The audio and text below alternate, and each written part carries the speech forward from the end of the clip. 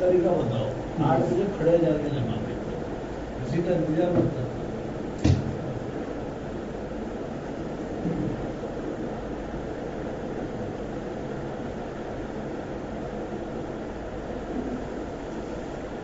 نحمده ونصلي على رسوله الكريم.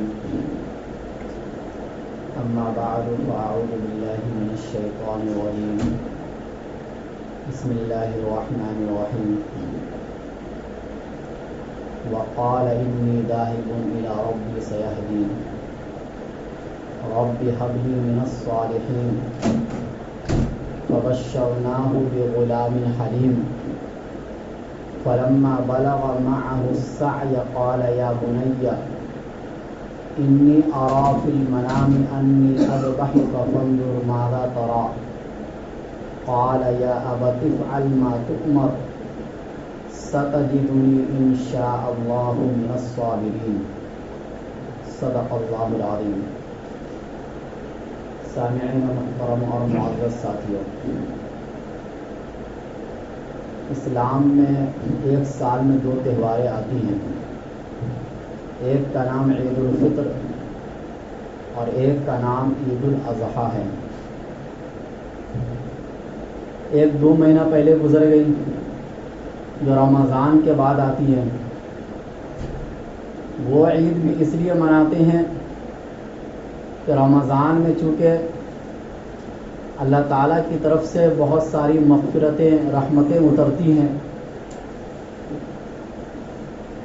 تو اس خوشی میں کیونکہ بہت سے لوگ جہنم سے آزاد ہو جاتے ہیں، اس خوشی میں 1 مہینے کے بعد ہم عید مناتے ہیں. اسی طریقے سے عید الاضحیٰ بھی جب عرفہ کا دن آتا ہے یعنی 9ویں تاریخ، تو اللہ تعالیٰ بہت سے لوگوں کو جہنم سے آزاد کر دیتے ہیں. اب بلکہ حدیث میں یہ آتا ہے کہ جتنا اس دن اللہ جہنم سے لوگوں کو آزاد کرتے ہیں اتنا کسی اور دن لوگوں کو جہنم سے آزاد نہیں کرتے، خصوصی طور پر حاجیوں کو اور عمومی طور پر دنیا میں بسنے والے تمام مسلمانوں کو. اس لیے 10ویں تاریخ جب آتی ہے تو اللہ نے یہ کہا کہ یہ دن عید کا دن مناؤ، کیونکہ اصل کامیابی ہر انسان کی وہی ہے کہ آدمی جہنم سے بچ جائے. یہ اصل کامیابی ہے. جس دن یہ دنیا ختم ہو جائے گی اور حشر کا میدان قائم ہوگا، کچھ لوگوں کے لیے جنت کا فیصلہ ہوگا، کچھ لوگوں کے لیے جہنم کا فیصلہ ہوگا. جن لوگوں کے لیے جنت کا فیصلہ ہو جائے گا اور یہ اعلان ہو جائے گا کہ یہ جہنم سے آزاد ہو گئے، تو وہ ہمارے عید کا سب سے بڑا دن ہوگا، خوشی کا سب سے بڑا دن ہوگا. اس سے بڑی خوشی کوئی ہو سکتی ہے؟ اسی طرح قبر کے دن، قبر کا جو پہلا دن ہوگا، اس میں اگر ہم 3 سوالوں کے جواب دے دیے تو وہ دن بھی ہمارے لیے عید کا دن ہوگا. تو ہر انسان اگر تکلیف سے بچ جائے تو وہ دن اس کے لیے عید کا دن ہوا کرتا ہے. تو آج کا بھی جو دن ہے وہ اسی لحاظ سے عید کا دن ہے، ورنہ تو قربانی کا جو عمل ہے، جانوروں کو ذبح کرنے کا جو عمل ہے، اس پر بظاہر دیکھا جائے تو کوئی عید کا دن نہیں ہونا چاہیے. لیکن وہ بھی ایک عبادت ہے، عبادت کے طور پر ہم اس کو مناتے ہیں. لیکن چونکہ عرفہ کا دن جہنم سے آزادی کا دن ہے، اس لیے اگلا دن جو اللہ تعالیٰ نے ہمیں دیا وہ خوشی کا دن دیا کہ جب آپ لوگوں کی مغفرت ہو گئی ہے، آپ لوگوں کو اللہ نے جہنم سے آزاد کر دیا ہے، تو اگلا دن کون سا دن مناؤ؟ خوشی کا دن مناؤ، عید کا دن مناؤ. بہرحال یہ جو تاریخ ہے جو ہمارے سامنے سے گزر رہی ہے، یہ بہت اہمیت کے حامل ہے اور یہ کسی واقعے سے وابستہ تاریخ ہے. اس کے پیچھے ایک بہت بڑا واقعہ ہے اور جس میں ہمارے لیے بہت سی عبرتیں ہیں اور بہت سی نصیحتیں ہیں، اور اس میں غور و فکر کرنے والوں کے لیے بہت بڑا سبق ہے. یہ واقعہ پورا کا پورا متعلق ہے حضرت ابراہیم علیہ السلام اور ان کے ساتھ جو ان کے خاندان کے لوگ تھے ان کے ساتھ یہ واقعہ وابستہ ہے۔ اگر ابراہیم علیہ السلام کی زندگی پر ہم غور کرتے ہیں تو شروع سے لے کر آخر تک قربانی کا ہی مرحلہ ہے، اور قربانیوں کے کئی مراحل سے ابراہیم علیہ السلام گزرتے ہیں، اور ہر قربانی پر اگر آپ غور و فکر کریں گے تو ہر قربانی ایک سے بڑھ کر ایک ہے۔ جب وہ اپنی زندگی اور اپنے ہوش و حواس والی زندگی جب وہ سنبھالتے ہیں تب وہ دیکھتے ہیں کہ ان کا معاشرہ بت پرستی میں مبتلا ہے۔ معاشرہ تو چھوڑیے، خود ان کے گھر میں ان کے والد محترم وہ بتوں کو بنایا کرتے تھے، یعنی جن کو آگے چل کر پیغمبر بننا ہے اور ان کو اسی کے خلاف دعوت دینا ہے، ان کے گھر میں ہی اس چیز کی شروعات ہو چکی ہے، اور پورا معاشرہ بت پرستی میں مبتلا تھا۔ ابراہیم علیہ السلام نے اپنے والد محترم کو ادب کے دائرے میں سمجھایا۔ جب ان کے والد نہیں سمجھے اور انہوں نے یہ کہا کہ میں تم کو اس گھر سے نکال دوں گا، تو ابراہیم علیہ السلام اللہ کے خاطر اس گھر سے بھی نکل گئے۔ پھر قوم کو سمجھایا، قوم بھی نہیں مانے، ابراہیم علیہ السلام قوم کو بھی چھوڑ دیے۔ اسی طریقے سے کبھی آگوں ستاروں کے پوجنے والے، چاند کے پوجنے والے اور اسی طریقے سے سورج کے پوجنے والوں کو بھی سمجھایا، لیکن وہ لوگ بھی نہیں مانے۔ ابراہیم علیہ السلام نے ان لوگوں کو بھی چھوڑ دیا۔ اسی طریقے سے ایک وقت ایسا بھی آتا ہے کہ قوم عید منانے جاتی ہے میدان میں، اور ابراہیم علیہ السلام تنے تنہا ان کے سارے بتوں کو توڑ دیتے ہیں۔ جب قوم واپس آتی ہے اور اپنے بتوں کا یہ حال دیکھتی ہے تو وہ لوگ یہ کہتے ہیں کہ ہو نہ ہو یہ ابراہیم علیہ السلام نے کیا ہے۔ چنانچہ ان کو بلایا جاتا ہے، اور جب یہ بات ثابت ہو جاتی ہے کہ انہوں نے یہ حرکتیں کی ہیں تو ایک آگ جلائی جاتی ہے۔ ابراہیم علیہ السلام اللہ کی محبت میں اس آگ میں بھی کود جانا پسند کر لیتے ہیں، لیکن آگ نہیں جلاتی ہے، اصل تو اللہ کا حکم ہے جو جلاتی ہے۔ جب اللہ کا حکم یہ آ گیا کہ آپ کو ابراہیم کو نہیں جلانا ہے تو وہ آگ ابراہیم علیہ السلام کو نہیں جلائے۔ جیسے کہ پانی نہیں ڈبوتا ہے، اصل اللہ کا حکم ڈبوتا ہے۔ جب موسیٰ علیہ السلام اسی دریا کو پار کر گئے تو اس پانی نے ان کو نہیں ڈبویا، لیکن جب پیچھے سے فرعون کا لشکر آیا تو اسی پانی میں وہ لوگ ڈوب گئے۔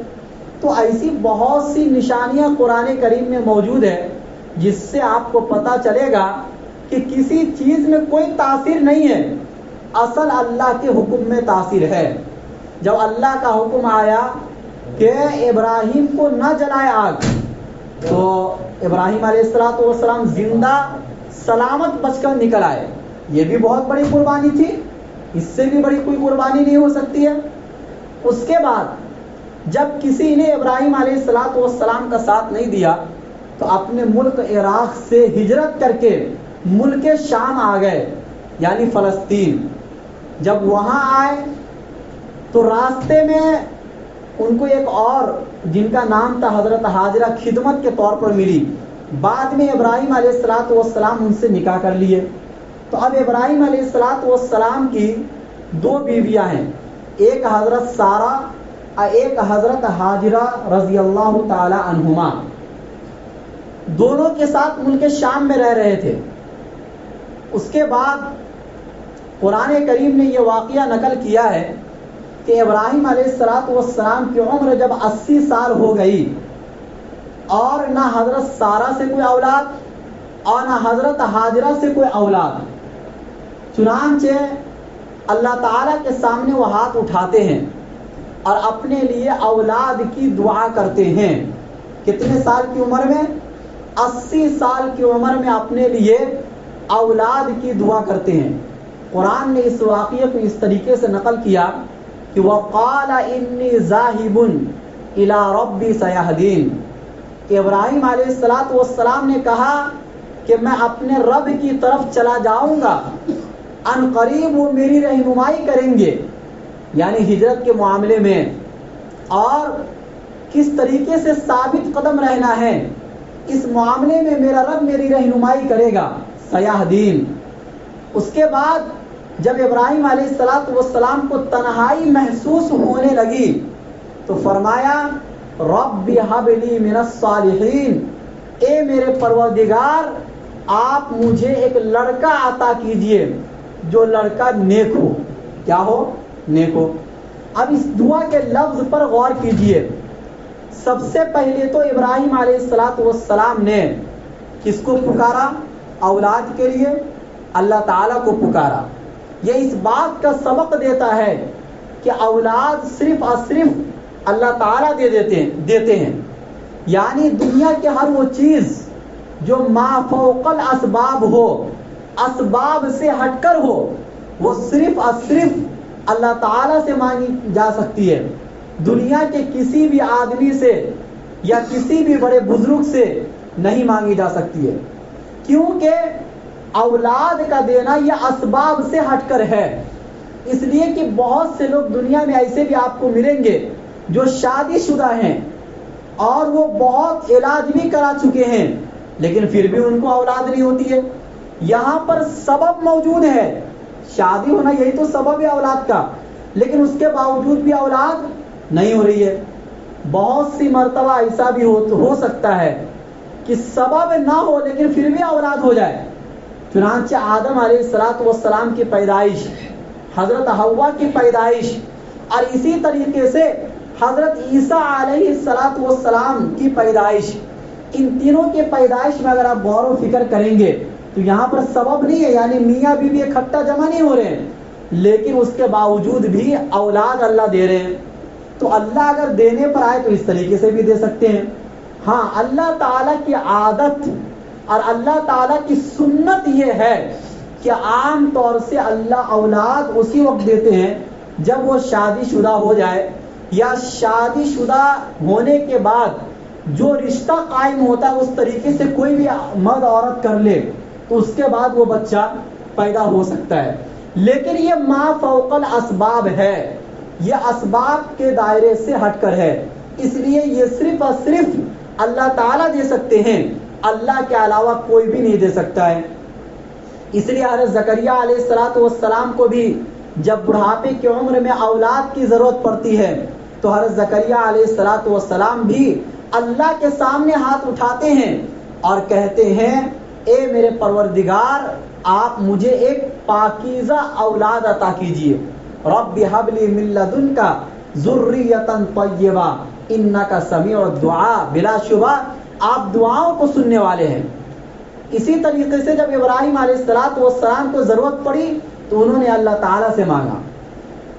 اس کے بعد ابھی اولاد کی پیدائش نہیں ہوئی ہے، اولاد ہوگی یا نہیں ہوگی ابھی اس کی گارنٹی نہیں ہے، لیکن اولاد کے نیک ہونے کی فکر اولاد کی پیدائش سے پہلے ابراہیم علیہ السلام کو ہے۔ ابراہیم علیہ السلام صرف اولاد نہیں مانگ رہے ہیں بلکہ نیک صالح اولاد مانگ رہے ہیں، اس لیے کہ اگر اولاد ہو اور وہ اولاد آپ کی فرما بردار نہ ہو تو ایسی اولاد کا ہونا نہ ہونا دونوں برابر ہے، بلکہ اگر اولاد نافرمان ہو جائے تو آپ کو جتنی تکلیف ہوتی ہے دنیا کی زندگی میں اتنا کسی اور کے نافرمان ہونے سے نہیں ہوتی ہے، کیونکہ جس کے لیے آپ اتنی محنتیں کرتے ہیں، دن رات ایک کر دیتے ہیں، آپ کا کھا پی کر بڑے ہو کر طاقت والے ہو کر، اور جب آپ کو ان کے سہارے کی ضرورت پڑی تو وہ آپ سے منہ پھیر لیے، ایسے وقت میں انسان کو سب سے زیادہ تکلیف ہوتی ہے۔ اس لیے ابراہیم علیہ السلام نے یہ کہا کہ مجھے نیک صالح اولاد عطا فرمائیے۔ آج ہم لوگوں کو پیدائش سے پہلے تو چھوڑیے، پیدائش کے بعد بھی اولاد کے نیک ہونے کی فکر ہمیں نہیں ہوتی ہے، تو اس لیے ہمیں نیک صالح اولاد کی دعا مانگنی چاہیے، صرف اولاد کی دعا نہیں مانگنی چاہیے۔ رب ہب لی من الصالحین، ادھر بشارت آ جاتی ہے، ابراہیم علیہ السلام کے پاس وہی اترتی ہے کہ فبشرناہ بغلام حلیم، کہ ابراہیم آپ کی دعا قبول کر لی گئی، اور آپ کو ایک بردبار اور حلیم الطبع بچے کی بشارت دی جاتی ہے. یعنی ایک تو وہ لڑکا ہوگا، نمبر 2 وہ بردبار ہوگا، آپ کا فرما بردار ہوگا، آپ نے جیسی دعا کی ہے وہ بچہ اسی قابل ہوگا. چنانچہ خوشخبری سنا دی جاتی ہے. کچھ دنوں کے بعد ابراہیم علیہ السلام کے یہاں بچے کی پیدائش ہوتی ہے. بچہ دودھ پینے والا ہے ابھی. اسی وقت پھر ابراہیم علیہ السلام پہ ایک نیا حکم آتا ہے کہ آپ اپنی بیوی حضرت ہاجرہ اور آپ اپنے اس بیٹے حضرت اسماعیل کو مکہ کی وادی میں چھوڑ کر آ جاؤ. اب وہ ایسی وادی جہاں نہ کوئی انسان بستا ہے، نہ وہاں کوئی جانور. انسان اور جانور تو چھوڑیے، جہاں انسان کی زندگی گزارنے کے لیے سب سے اہم چیز کیا ہوتی ہے؟ پانی. پانی بھی موجود نہیں ہے. تھوڑا سا کھجور اور ایک مشک پانی حضرت ابراہیم علیہ السلام دے کر روانہ ہو گئے. بہرحال ایک لمبا واقعہ ہے، اس واقعے میں جانا نہیں چاہتا. مجھے جو اصل بتانا وہ یہ کہ وہاں پر چھوڑنے کے بعد جب اسماعیل علیہ السلام بڑے ہو گئے اور چلنے پھرنے کے قابل ہو گئے، اسماعیل علیہ السلام کے ساتھ کاموں کے اندر ہاتھ بٹانے لگے. مفسرین نے لکھا ہے کہ جب اسماعیل علیہ السلام کی عمر 13 سال ہو گئی. کتنی سال؟ 13 سال عمر ہو گئی تو پھر ایک دوسرا حکم آتا ہے ابراہیم علیہ السلام کو کہ آپ اپنے اس بیٹے کو مینا کی وادی میں ذبح کر دو. لیکن اللہ نے یہ حکم بطور حکم نہیں دیا، بلکہ قرآن نے یہ نقشہ کھینچا فبشرناہ بغلام حلیم فلما بلغ معہ السعی، کہ جب وہ ابراہیم کے ساتھ اسماعیل چلنے لگے، کام کاج میں ہاتھ بٹانے لگے، فلما بلغ معہ السعی قال یا بنی انی ارا فی المنام انی اذبحک فانظر ماذا تری، کہ اے میرے پیارے بیٹے میں یہ دیکھ رہا ہوں کہ میں آپ کو ذبح کر رہا ہوں خواب میں، آپ کی کیا رائے ہے؟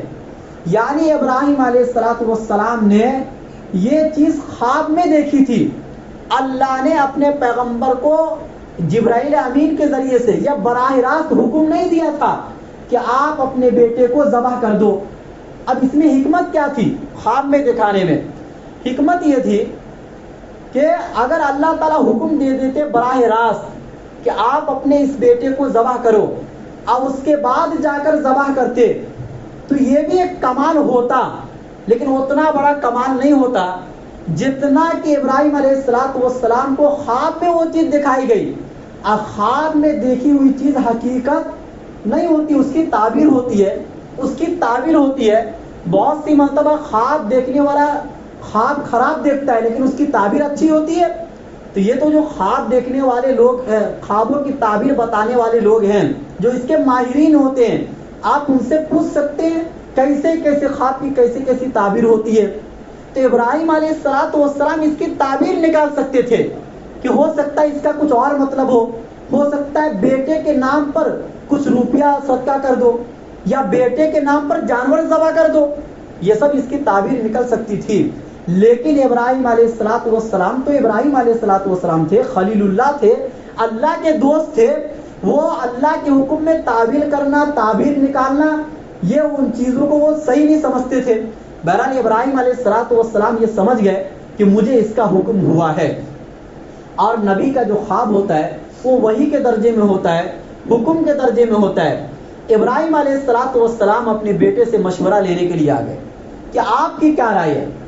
یہاں پر مشورہ اس لیے نہیں لیا جا رہا ہے کہ اگر خدا نہ خواستہ اسماعیل علیہ السلام یہ کہہ دیتے کہ میں ذبح ہونا نہیں چاہتا ہوں تو کیا ابراہیم علیہ السلام اس حکم کو پورا نہیں کرتے؟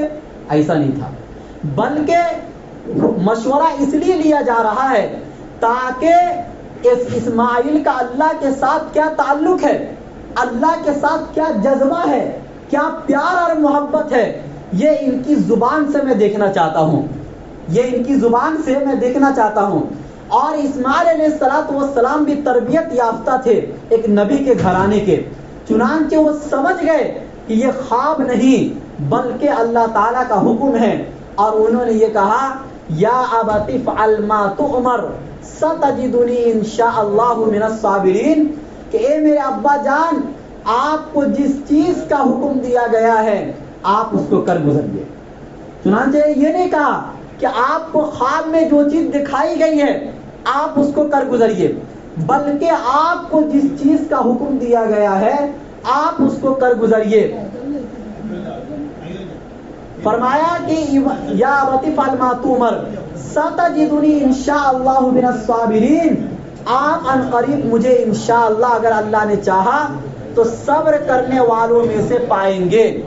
یعنی اسماعیل علیہ السلام کے ادب کا یہ اندازہ ہے، اتنا ادب اور احترام کہ انہوں نے یہ کہا کہ میں تو قربان ہونا چاہتا ہوں، اور لیکن میں اپنے نفس پر بھروسہ نہیں کرتا ہوں، کوئی بھی انسان اپنے نفس پر بھروسہ کبھی نہیں کر سکتا ہے، میں اللہ کے حوالے اس کو چھوڑ دیتا ہوں۔ انشاءاللہ کا لفظ انہوں نے استعمال کیا، ستجدونی انشاءاللہ، اگر اللہ نے چاہا تو آپ مجھے صبر کرنے والوں میں سے پائیں گے۔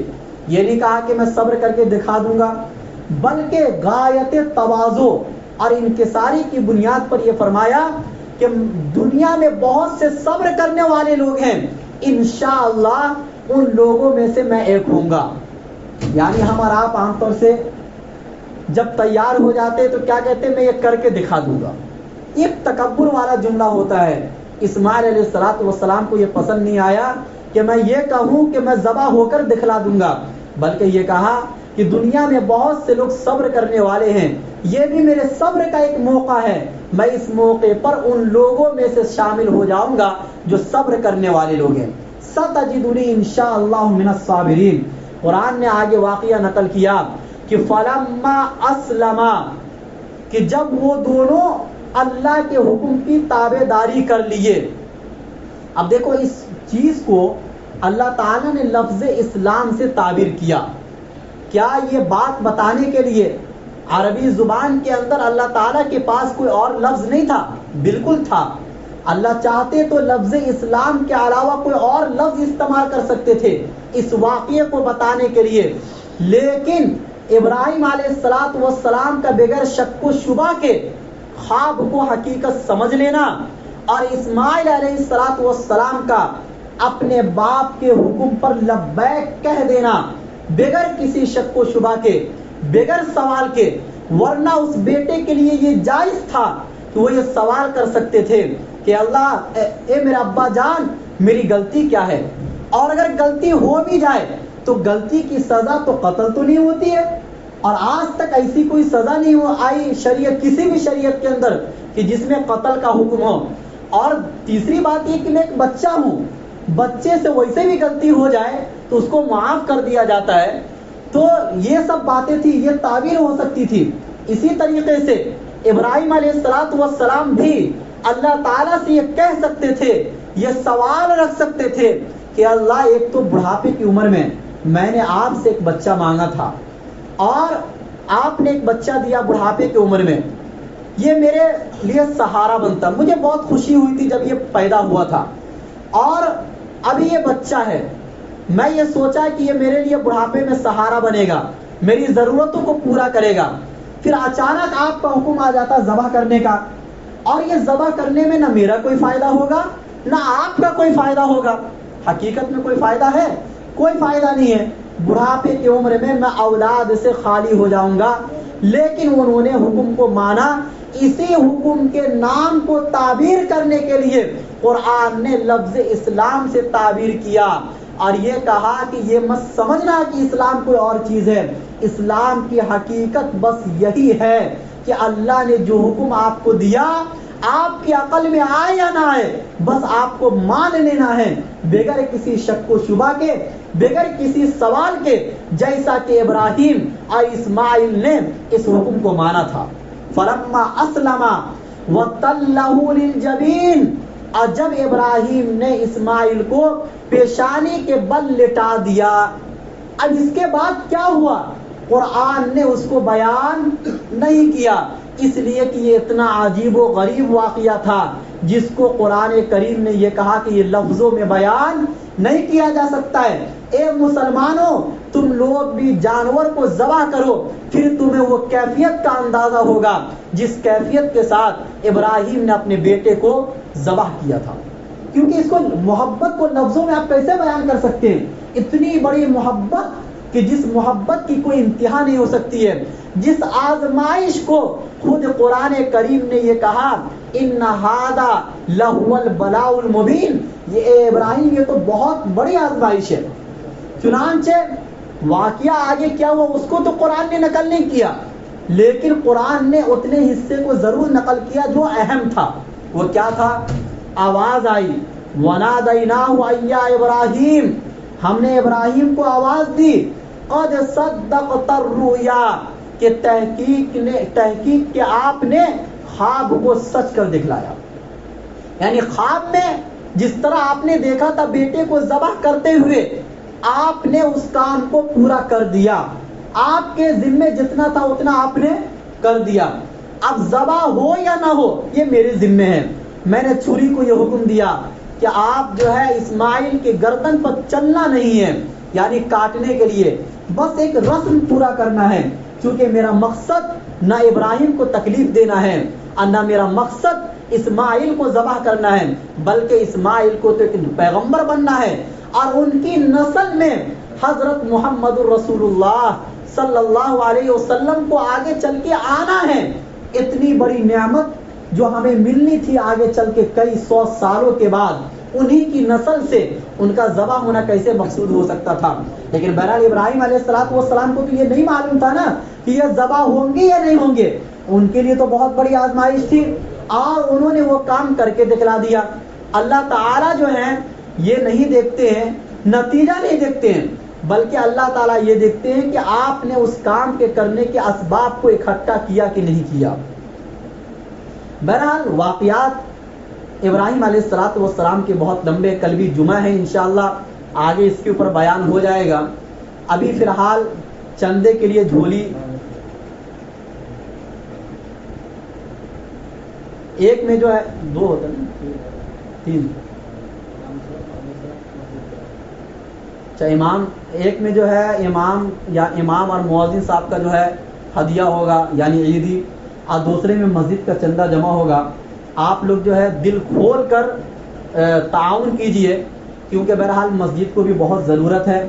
آپ لوگ جانتے ہیں کہ مسجد کے حالات کیسے چل رہے ہیں، ایسے وقت میں آپ لوگوں کے سہارا کی ضرورت ہے۔ آپ لوگوں کے 1 روپیہ 2 روپے سے ہی مسجد اور مدرسے چلتے ہیں، کسی کے لاکھوں اور کروڑوں دینے سے کوئی ادارہ نہیں چلتا ہے۔ تو آپ دل کھول کر جتنا بھی ہو سکے آپ حضرات جو ہے چندہ میں تعاون کیجیے۔ بہرحال ابراہیم علیہ السلام کا جو یہ واقعہ ہے، قرآن نے اس واقعے کو یہیں پر ختم کیا اور آگے چل کے یہ کہا کہ ہم آپ کو اس کا بہترین بدلہ دیں گے۔ دوسرے نمبر پر ہمیں جو سمجھنا ہے وہ یہ سمجھنا ہے کہ دیکھو قربانی کا جو عمل ہم انجام دیتے ہیں اس کی حقیقت کیا ہے۔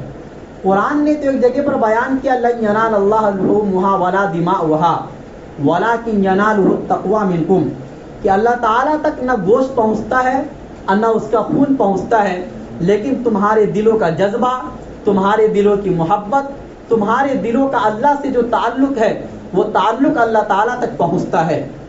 دوسرے نمبر پر جب ہم جانور کو ذبح کرتے ہیں تو اللہ کے نبی نے ایک دعا سکھلائی ہے اور وہ الفاظ قرآن کریم میں بھی ہے کہ ان صلاتی و نسکی و محیای و مماتی للہ رب العالمین، یہ دعا ہم لوگ پڑھتے ہیں اور یہ اللہ کے نبی نے سکھلایا ہے۔ یہ قرآن کے الفاظ ہے ویسے، لیکن بطور دعا بھی استعمال کیا گیا۔ اس کے ترجمے پر اگر آپ غور کریں گے کیا فرمایا جا رہا ہے کہ میری نماز اور میری قربانی، میرا جینا اور میرا مرنا سب کس کے لیے ہے؟ اس اللہ کے لیے ہے جو رب العالمین ہے۔ گویا کہ قربانی کے جانور پر چھری چلانے سے پہلے آپ کے دل میں یہ حقیقت آنی چاہیے کہ آپ یہ صرف اور صرف اللہ کی رضا کے لیے کر رہے ہیں، گوشت کھانے کے لیے نہیں کر رہے ہیں۔ اسی طریقے سے جو نماز آپ پڑھتے ہیں پوری زندگی بھر، یہ نماز بھی صرف اور صرف اللہ کے لیے ہے. یہ دو بات تو سمجھ میں آتی ہے کہ اللہ کے لیے ہے، لیکن تیسری بات میرا جینا میرا مرنا، اللہ نے فرمایا یہ بھی اللہ کے لیے ہے. کیسے؟ کہ آپ کی پوری زندگی میں جو بھی کام ہو رہا ہے اس میں آپ کے پیش نظر اللہ کی رضا ہونی چاہیے. اگر آپ کسی کی غیبت کرنے جا رہے ہیں تو اللہ کی رضا ہونی چاہیے، اور اللہ غیبت پر راضی نہیں ہوتے تو مطلب آپ غیبت نہ کرو. اگر آپ جھوٹ بولنے کا ارادہ رکھتے ہیں تو فوراً یہ دیکھو کہ اللہ اس سے راضی ہوتے ہیں یا ناراض ہوتے ہیں. آپ اگر کسی سے دشمنی بھی کرتے ہیں تو دشمنی بھی اللہ کی خوشنودی کے لیے اور دوستی بھی اللہ کی خوشنودی کے لیے. غرضے کی دنیا کی جتنے بھی کام ہیں، حتیٰ کہ آپ کا مرنا بھی کس کے لیے ہونا چاہیے؟ اللہ کے لیے ہونا چاہیے. آپ کے دل میں موت کے وقت کی تمنا ہونی چاہیے کہ اللہ میں مرنے کے لیے تیار ہوں، موت سے مجھے کوئی ڈر نہیں ہے. اصل تو آپ کی ملاقات ہے. میں آپ کی ملاقات کے لیے، آپ کے دیدار کے لیے اور آپ کو دیکھنے کے لیے میں مرنے کے لیے بھی تیار ہوں. تو آپ کا جینا مرنا ہر کام کس کے لیے ہونی چاہیے؟ للہ رب العالمین، اس اللہ کے لیے ہونی چاہیے جو رب العالمین ہے. بہرحال آج کا سبق یہی ہے، قربانی کے عمل سے مقصد یہی اور ہمیں یہی سمجھانا ہے کہ دیکھو اصل اللہ کی رضا ہوتی ہے، اصل اللہ کی خوشنودی ہوتی ہے. اور جو حج کا پیغام ہے وہ یہ ہے کہ ہم مسلمان آپس میں اتحاد اتفاق کو برقرار رکھیں کہ جس طریقے سے حاجی کبھی مینا کے میدان میں، عرفات کے میدان میں ہر ملک کا آدمی ایک ساتھ جمع ہوتا ہے، ایک لباس میں جمع ہوتا ہے، ایک نعرے میں جمع ہوتا ہے، ایک حیات ایک طور طریقے میں جمع ہوتا ہے، لیکن ان میں کوئی تفریقہ بازی نہیں ہوتی ہے، کوئی ان میں اختلاف نہیں ہوتا ہے، کوئی دشمنی نہیں ہوتی ہے. پیار اور محبت کے ساتھ تمام حاجی حج کے فریضے کو انجام دیتے ہیں. کبھی دو آدمی کے درمیان کوئی لڑائی اور جھگڑا نہیں ہوتا ہے. اسی طریقے سے آپ کو پوری زندگی اور پورا سال گزارنا چاہیے کہ آپس کے اندر پیار اور محبت برقرار رہنا چاہیے. یہ آپس کی دشمنی اور آپس کی ناراضگی انسان کے زندگی کو کھوکھلا بنا دیتا ہے، اور انسان کے زندگی کے اندر جو امن اور سکون ہونا چاہیے اس کو ختم کر دیتا ہے اور نیست و نابود کر دیتا ہے. اللہ ہم سب کو کہنے سننے سے زیادہ عمل کرنے کی توفیق نصیب فرمائے. وآخر دعوانا ان الحمدللہ رب العالمین. نماز کا جو طریقہ ہے وہ یہ ہے کہ سب سے پہلے تو نیت کرنی ہے. النیت اصل دل کے ارادے کا نام ہے، کیونکہ بہت سے حضرات نیت کرتے کرتے اتنا لمبا ٹائم لگا دیتے ہیں کہ امام جو ہے پہلی تکبیر بھی بول دیا، دوسری تکبیر بھی بول دیا، پیچھے سب لوگ نیتیں کر رہے ہیں. تو ایسا نہیں ہونا چاہیے. نیت دل کے ارادے کا نام ہے کہ نیت کرتا ہوں میں 2 رکعت نماز عید الاضحیٰ کی واسطے اللہ تعالیٰ کے، پیچھے اس امام کے 6 زائد تکبیروں کے ساتھ اللہ اکبر. آپ یہ ارادہ دل میں بھی رکھ سکتے ہیں، زبان سے بھی اس کو ادا کر سکتے ہیں. نیت ہو جانے کے بعد جب امام نماز شروع کرے گا تو پہلی تکبیر جس طرح ہم ہر نماز میں کرتے ہیں اس طریقے سے کریں گے اور ہاتھ باندھ لیں گے، اور اس دوران ہم ثنا پڑھیں گے. ثنا ہمیں بھی پڑھنا ہے، آپ کو بھی پڑھنا ہے.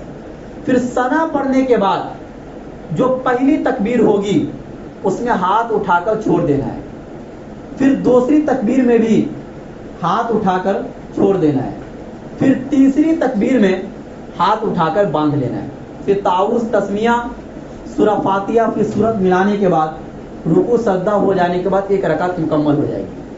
پھر دوسری رکعت جیسے ہم عام طور سے ہمیشہ پڑھتے اسی طریقے سے پڑھنا ہے، اور اس کے بعد پھر رکوع میں جانے سے پہلے پہلی تکبیر میں ہاتھ اٹھا کر چھوڑ دینا ہے، دوسری تکبیر میں بھی ہاتھ اٹھا کر چھوڑ دینا ہے، تیسری تکبیر میں بھی ہاتھ اٹھا کر چھوڑ دینا ہے. یہ 3 تکبیر تو زائد ہو گئی. پھر جو چوتھی تکبیر ہوگی رکوع کے لیے ہوگی. اس میں تکبیر کہتے ہوئے رکوع میں آپ حضرات کو چلے جانا ہے. نماز مکمل ہو جانے کے بعد بآواز بلند آپ کو تکبیر پڑھنا ہے. اللہ اکبر اللہ اکبر یہ سب کو پڑھنا ہے. یہ جو 5 دن ہوتے ہیں نا تکبیر تشریق، 9 تاریخ سے لے کے 13 تاریخ کے عصر تک، بہت سے حضرات اس کو آہستہ پڑھتے ہیں. یہ کہتے ہیں کہ پیچھے کچھ لوگ کی نماز چھوٹی ہوئی ہوتی ہے، ان کی نماز میں خلل ہوگا. دیکھو نمازیوں کا خیال وہاں تک کرنا ہے جس میں شریعت کا کوئی حکم نہیں ہے، لیکن اگر شریعت کا کوئی حکم آ جاتا ہے تو وہاں پر شریعت کے حکم کو فالو کرنا ہے. جن کی نماز چھوٹی ان کی اپنی ذمہ داری ہے کہ آپ اتنے تاخیر سے کیوں آتے ہیں. تو بلند آواز سے اگر امام نہ بھی کہے تو بھی مقتدی کو کہنا، ان کو یاد دلانا ہے. اور ہر آدمی جتنی آواز سے ہو سکے، بلکہ یہ کہا جاتا ہے کہ مسجد میں گونجنے کی آواز آنی چاہیے، کیونکہ ان 5 دنوں میں اللہ یہی چاہتے ہیں کہ آپ میری بڑائی اور کبریائی کو بیان کرو. اس کے بعد خطبہ ہوگا، خطبہ کے بعد مختصر سی دعا ہوگی اور پھر یہ مکمل ہو جائے گا. خطبہ تمام حضرات کو اپنی جگہ پر بیٹھ کر آرام سے سننا ہے.